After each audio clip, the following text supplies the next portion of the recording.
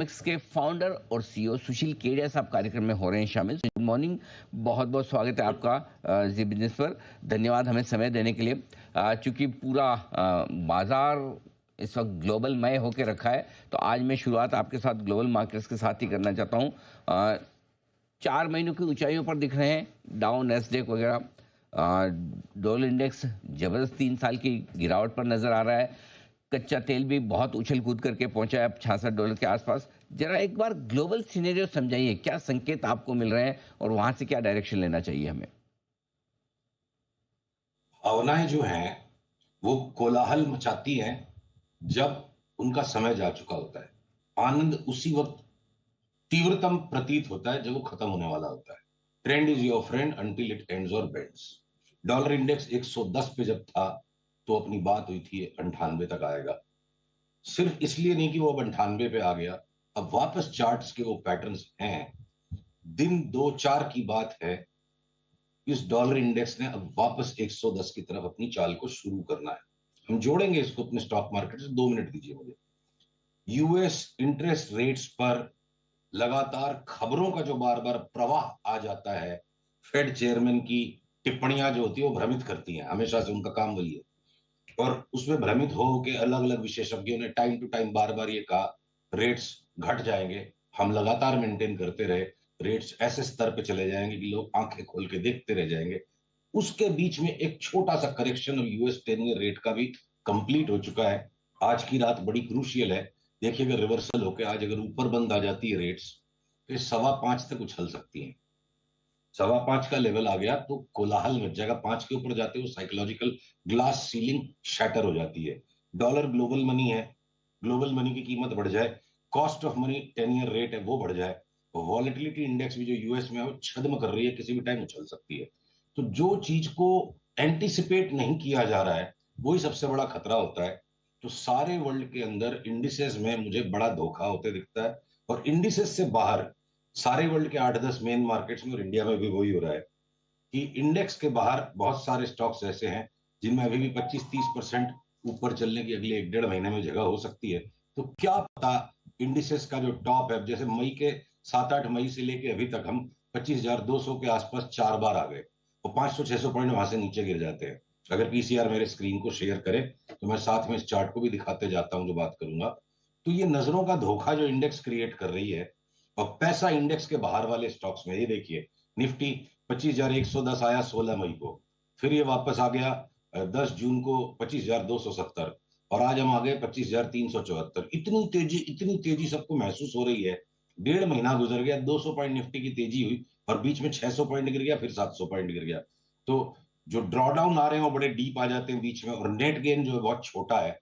तो large cap stocks जो index के स्ट्रक्चर को बना के रखे हैं, हम उनसे दूर रहने की कोशिश कर रहे हैं। और साथ ही साथ चूंकि मंदी अभी तक चल नहीं पड़ी है, बहुत सारे दुनिया भर के इंडेक्स के बाहर के जो स्टॉक्स हैं, स्मॉल कैप भी नहीं और लार्ज कैप भी नहीं, उनके बीच की किसी स्पेस में हम बहुत सारे स्टॉक्स में अभी भी तेजी के सौदे पकड़ के बैठे हैं। तो कहने का मतलब ये कि निफ्टी पर आप शॉर्ट रहेंगे, राइट? क्या टारगेट्स आप देख रहे हैं निफ्टी पर, और अगर आपकी शॉर्ट पोजीशन है तो उस पर क्या स्टॉप लॉस लेकर चलेंगे? अभी तक शॉर्ट पोजीशन नहीं है, निफ्टी सिग्नल देगी तो शॉर्ट पोजीशन करेंगे। और निफ्टी से भी पहले हम बैंक निफ्टी में नीचे की जगह ज्यादा दिखती है। तो अगर बैंक निफ्टी, एक देखिए स्क्रीन पर अगर ये चार्ट वापस दिखा सकता है पीसीआर, बैंक निफ्टी जब तक 57,100 के ऊपर ना चले तो हम इसमें शॉर्ट बनाएंगे। सिग्नल आने दीजिए उसके बाद बनाएंगे। और एक बार के लिए 53,000 तक की जगह आ सकती है। देखिए एचडीएफसी बैंक और आईसीआईसीआई जो दोनों मिलकर करीब 51-52% वेटेज बना रहे हैं बैंक निफ्टी पे, वो दोनों ही मेरे को बहुत ज्यादा भारी लगते हैं, जिसके कारण बैंक निफ्टी में नीचे का दबाव ज्यादा है। तो इंडेक्स को आप सिर्फ एक और एक्स्ट्रा कॉन्ट्रैक्ट मार्केट में समझ के चलो। इंडेक्स को अपना ड्राइविंग फोर्स मत बनाओ। इंडेक्स हमें गलत करवा देगी। अगर करना ही है तो इंडेक्स को भी एक स्टॉक समझ के काम करिए। दुनिया भर के और स्टॉक्स के अंदर में अलग ही साइकिल पर, अलग ही फ्रीक्वेंसी पे तेजी के सौदे चल रहे हैं। इंडेक्स को टाइम टू टाइम हेज कर सकते हैं। निफ्टी जब तक देखिए 24,600 के नीचे नहीं चलेगी तो बड़ी मंदी की बात करना ठीक नहीं है। तो अगर 25,300 से 24,600 तक 700 पॉइंट की जगह हुई, पर हो सकता है बैंक निफ्टी ज्यादा दब जाए नीचे, ज्यादा आसानी से दब जाए। अभी तक का पिक्चर ऐसा ही है। तो मतलब आप कह रहे हैं कि 24,600 24,700 के नीचे निफ्टी जाएगा तो ही शॉर्ट सिग्नल ट्रिगर होगा, राइट? और बैंक निफ्टी पर वो शॉर्ट सिग्नल 57,000 के आसपास या नीचे कहाँ ट्रिगर होगा? 24,600 के नीचे निफ्टी चली जाएगी तो डाउन ट्रेंड कंफर्म्ड एस्टैब्लिश हो जाएगा। शॉर्ट सेलिंग का सिग्नल उसके काफी पहले आ सकता है। 2 दिन 3 दिन के बंद भाव के नीचे बंद होते के साथ एक बार शॉर्ट सेलिंग हो जाए तो 24,600 के नीचे जाए तो हम शॉर्ट सेलिंग के सौदे को डबल कर दें।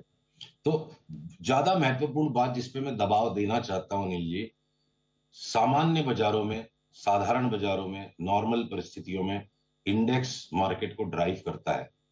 और ये चारों तरफ वर्ल्ड में इतने ज्यादा जियो पॉलिटिकल इवेंट, इतने ज्यादा मैक्रो इवेंट जिनको बाजार पचाते जा रहा है, मेरा अनुरोध है, हमने जो अपने अपने क्लाइंट्स को इंटरनली समझाया कि इंडेक्स को थोड़ा इग्नोर करके स्टॉक स्पेसिफिक काम कीजिए। उस बात को ध्यान में रखते हुए आपकी बात का मैं ये सहमत हूं कि निफ्टी में डाउन ट्रेंड कंफर्म्ड, जो हम परिभाषा में मार्क करेंगे कि हाँ भाई अब पक्का डाउन ट्रेंड बन गया, वो 24,600 के नीचे। उसके पहले 25,300 से लेके 24,600 की रेंज है। 25,300 3,250 का स्टॉप लॉस लगा के जब भी इंट्राडे में लगे रिवर्सल आ रहा है 600-700 पॉइंट की ट्रेडिंग के लिए शॉर्ट तो कोई कभी भी कर सकता है। और एक सस्टेन्ड 3-4 हजार पॉइंट का करेक्शन, 2-3 हजार पॉइंट का करेक्शन बन रहा है, ये बात को मानने के लिए मुझे 24,600 के नीचे की निफ्टी दिखनी चाहिए। उसके पहले 500-700 पॉइंट की मजूरी है दोनों तरफ। ठीक बात है, 500-700 पॉइंट 2% के आसपास का इंडेक्स मूवमेंट तो कभी भी आ सकता है। और अगर आप दोनों ही निफ्टी और बैंक निफ्टी फर्ज करें कि जिस तरह का ट्रेंड दिख रहा है, कई बार आप कहते हैं कि एक्सेसेस दोनों तरफ हो जाते हैं, मंदी में भी होते हैं, तेजी में भी होते हैं, किन लेवल्स के ऊपर निकल कर ट्रेड करना शुरू करें तो आप मानेंगे कि नहीं, शॉर्ट की राय ठीक नहीं है और शॉर्ट है तो भी काट लेना चाहिए और तेजी करनी चाहिए? वो लेवल्स निफ्टी बैंक निफ्टी के लिए क्या होंगे? अनिल जी, काश मैं आपकी तरह सोच पाता। मेरी सोच इस वक्त थोड़ी सी अलग है आपसे। देखिए, इस वक्त दोनों में ही शॉर्ट का सौदा नहीं है, शॉर्ट करने का इंतजार है। तो इसलिए किस लेवल पे काट लेना चाहिए तो तब आएगा जब शॉर्ट का सौदा पहले बन जाए। और रही बात, अगर इस सवाल को और घुमा ले, आप ही की बात थोड़ा सा और घुमा ले, निचोड़ने के लिए बात को, कि कौन से लेवल के ऊपर ये निकल जाएंगे तो हम बोलेंगे भाई बाजार छूट गया, हमें तेजी करनी है। दुनिया भर के स्टॉक्स में हमने तेजी कर रखी है, बढ़ने दो ना निफ्टी को, उससे बहुत ज्यादा गुना हमारे स्टॉक्स बढ़ जाएंगे। तो हमें इंडेक्स पे तेजी का सौदा अवॉइड करना है और जब शॉर्ट सेल का सिग्नल मिलेगा हम काम करेंगे उस पर।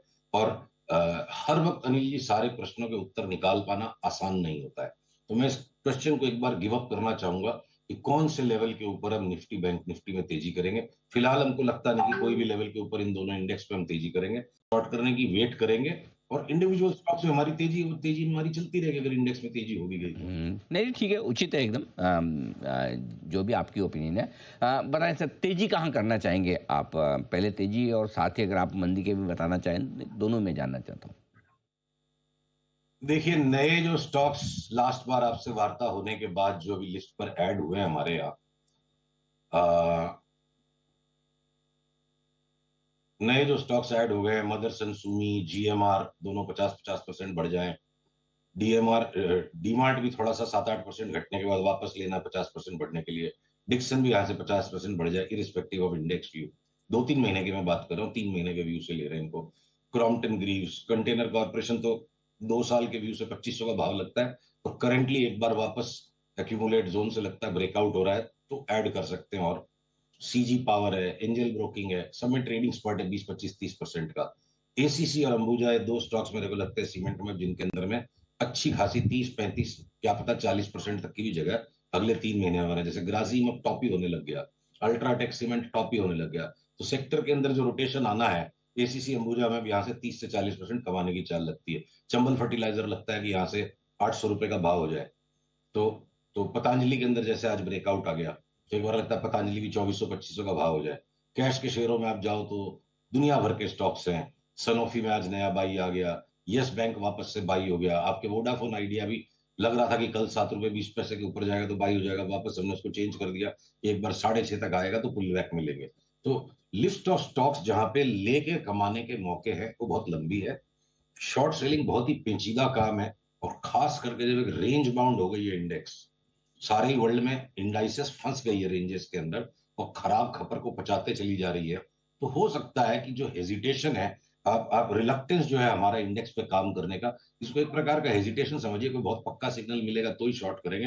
व्यापार इस वक्त भी लार्जली मझोले शेयर्स को, larger than mid caps and smaller than large caps, large cap से नीचे वाले स्टॉक और मिड कैप से ऊपर वाले स्टॉक, उस पॉकेट में, यानी F&O की लिस्ट में जो 250 स्टॉक्स है, आप मान लो सेकंड हाफ के नीचे वाले आधे जो 100 स्टॉक्स है, उनमें से 70-80 स्टॉक्स में बाई सिग्नल है इस वक्त। बिल्कुल ठीक बात है। और आपने चूंकि एक वोडाफोन आइडिया का जिक्र किया, पिछली बार आपसे मुलाकात हुई तब आपने काफ़ी बड़े एग्रेसिव कॉल भी दिए थे कि ये 20, 21, 22 तक की यात्रा या 25 रुपए तक की यात्रा वोडाफोन आइडिया कर सकता है। आपको बताऊं, पिछले एक हफ्ते में सबसे ज़्यादा गेंस देने वाला 15%, अब ऐसे देखेंगे तो 75 एक पैसा है, 1 रुपया बढ़ा है, लेकिन परसेंटेज में 15% के से ज़्यादा का रिटर्न वोडाफोन आइडिया ने दिया है। गरगर आइडिया है, आपको तो पता ही है, हर एक छोटे से लेके बड़े इन्वेस्टर के पोर्टफोलियो में होगा शायद। जरा एक बार इस पे आप अपना व्यू फिर से दें सर। देखिए, वोडाफोन आइडिया कोई 20-21 रुपया हो जाएगा तो कोई जुलम हो जाएगा, ऐसी बात नहीं है। वो कितने ऊपर से नीचे गिरा हुआ स्टॉक है, अब जिस तरह से सारे लोगों की ताकत इसमें लग गई, दोनों ही promoter, overseas promoter, domestic promoter, सब लोग नर्चरेंट है, गवर्नमेंट नर्चरेंट है, पॉलिसी स्ट्रक्चर ऐसा है, तो यहाँ कोई बेच के पैसा कमा लेगा इसकी तो कोई संभावना दिखती नहीं है। लेके कमाने वाले के लिए जोखिम है, उस जोखिम को time to time market timing से हम एडजस्ट करेंगे। तो एक बार रिवर्सल और ब्रेकआउट तो बन चुका है। जैसे आपने बताया कि ऑलरेडी 15% बढ़ गया, और मैं आपके साथ एक पब्लिक स्पेस में मासूम जनता के सामने बैठ के बात कर रहा हूँ, ये यहाँ पे छापने की बात करना गलत होगा। पुलबैक्स आए तो आप इनको ऐड कीजिए, बॉटम लगता है बन चुका है इसका। बॉटम बन चुके हैं तो जब भी गिरावट हो तब वहां पर आपके लिए खरीदारी करने का मौका।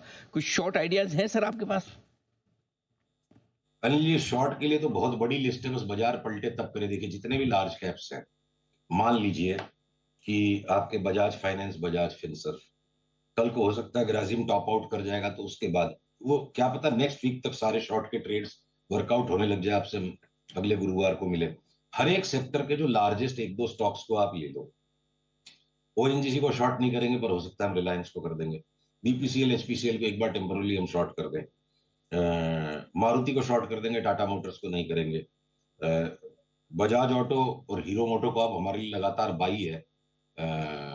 हो सकता है हम टीवीएस मोटर को देखें अगर शॉर्ट का सिग्नल मिल जाए। तो हर एक सेक्टर में अलग अलग स्टॉक्स हैं, और घूमने दीजिए बाजार को, एक डाउन ट्रेंड को बनने दीजिए, उसके बाद शॉर्ट सेलिंग की बात करेंगे। संभवतः बात वही होगी अंत में, पर कब काम करना है, कब बोलना है, कब चुप रहना है, बस सारा फर्क उसी में है। तो शॉर्ट के लिए आप ये समझ लो ना, सारे लार्ज कैप्स ऐसे हैं कि एक बार अगर इंडेक्स को 10% घटना होगा तो बाकी कोई हिसाब ही नहीं बचेगा।